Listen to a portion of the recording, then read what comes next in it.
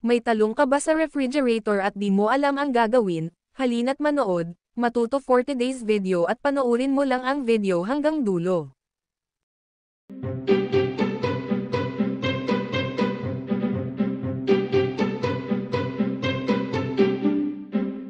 Para sa mga sangkap na kakailanganin, isang buong carrot na hiniwain to cubes, bell pepper, isang sibuyas at bawang.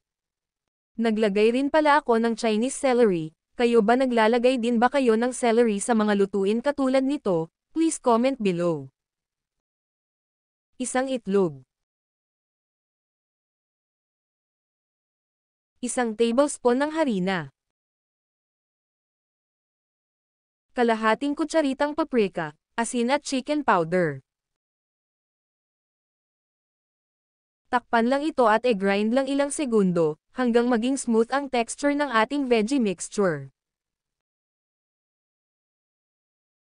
Kung wala namang grinder, pwede hiwain or gadgarin gamit ang pangkayod ng keso.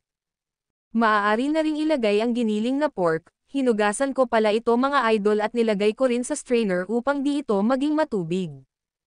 At hinalo ko lang ito ng maigi, upang ma-incorporate ang mga sangkap sa ground pork.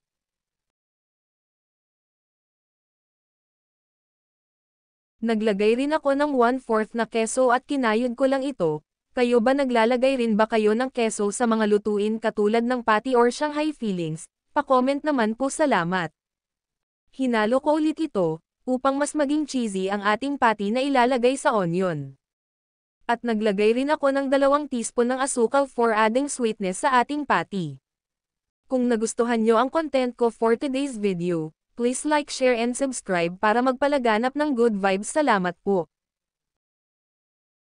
Nag-prepare lang ako ng 2 pirasong talong. At ginamitan ko lang ito ng manual slicer, para mahiwa ito ng manipis.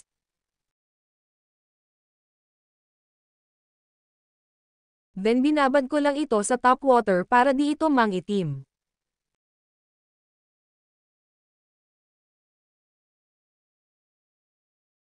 At ready nang lagyan ng patty pork filling. Bali kung naalala nyo yung onion rings with patties, continuation lang ito.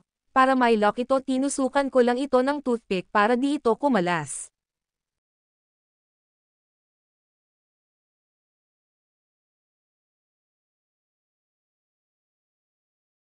Then ito na ang mga output.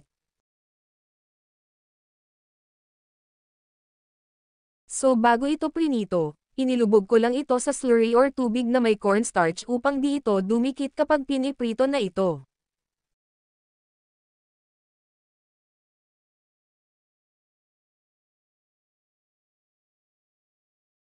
Lutuin lang ito hanggang sa mag-golden brown.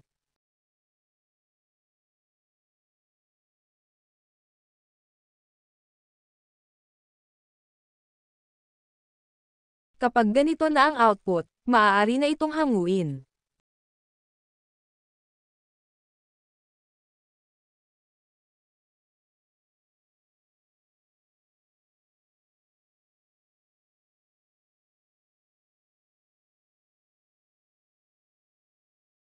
Wow!